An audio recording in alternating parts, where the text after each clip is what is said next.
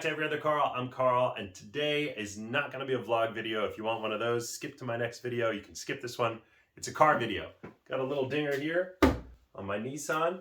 This is going to be a look at my do-it-yourself fix that I took to get the quarter panel from this to this for under $100. I used some very simple tools. I have a Maddox bodywork set from Harbor Freight. It's got a bunch of different hammers and forms, and I used C-clamps, pieces of wood, regular Bondo body filler and glazing putty, primer, color match paint, and clear coat. All right, let's get started.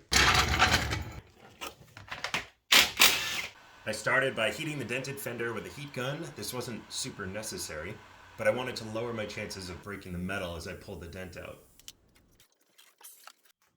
I started using the hammer and forms, but the dent was definitely not ready to be hammered out, so I switched to my clamps and wood. I cut a couple small pieces of wood that I could use to pull the dent out as precisely as possible.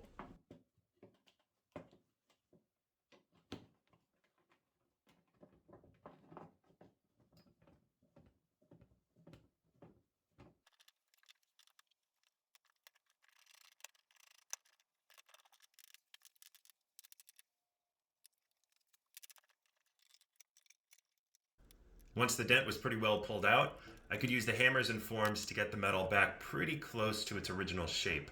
Unfortunately, I lost the footage of this process, but here's what it looked like.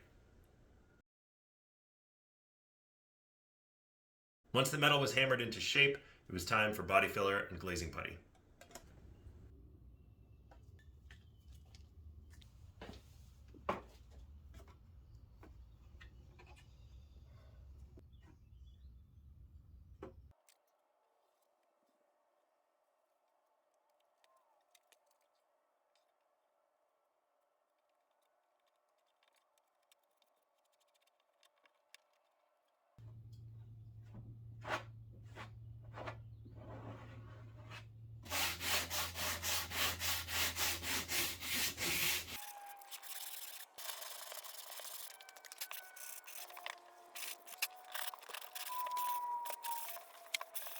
Okay, I did a couple layers of body filler, sanded it down, and I think it's now time for glazing putty.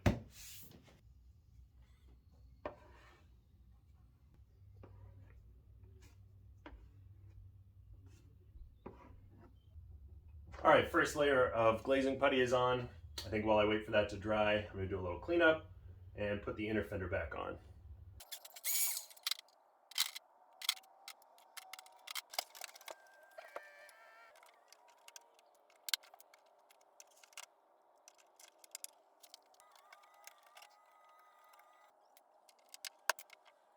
All right, fender liner's back on, the wheel is back on. I'm gonna let this dry for a little because I'm waiting for my color match paint to arrive. And as soon as I get that, I will apply the paint. But for now, I wanna be able to dry this. All right, I'm coming back to this a few days later. The paint finally came in, so I'm gonna finish up the bodywork. I think I need a little bit more glazing putty, some good sanding, and then I'll start primering and painting it in.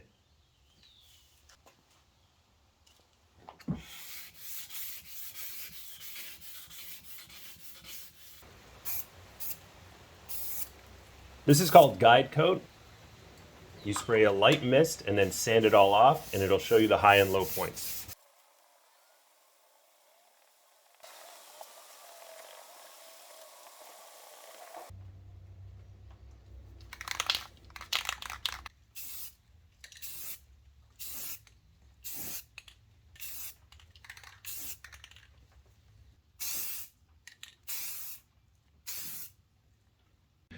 All right, it's been a little over a day since I primed this in. I'm leaving it out in the sun just to bake for a little while longer.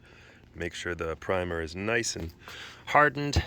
Then I'll start wet sanding and then put my color on.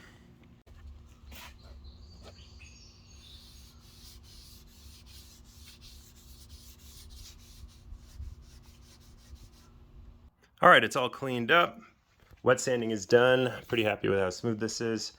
I retaped a few areas here. I'm going to try to blend the paint into this front bumper a little bit, and we'll go from there. This is a color match paint from Dupli-Color. It's supposed to match Nissan Silver, and I think it did a pretty good job even with the metallics and everything. Pretty happy with how this came out.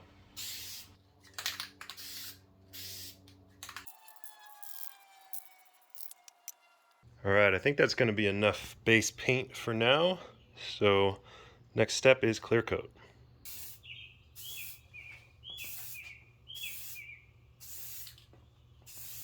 So before my color match paint dried completely, I started spraying in the clear coat, and I did about 4 or 5 layers. All right, the paint's had a good long time to dry now, so I'm gonna give it a little cut and polish. It's important that you let the clear coat dry for a really long time before you start buffing it. A couple days or even a week is good. The two products I'm using are a buffing compound and a polishing compound from Turtle Wax, and I'm using 2 different kinds of pads on my orbital buffer. You can get an orbital buffer like this for about 20 bucks at Harbor Freight. If you haven't done this before, be careful, start very slow. Start with the pad on the paint before you turn it on, and then ease your way into the buffing process. That's the completed process. It cost less than 100 bucks, and I'm very happy with how it turned out. I'm Every Other Carl, and I'll see you in the next one.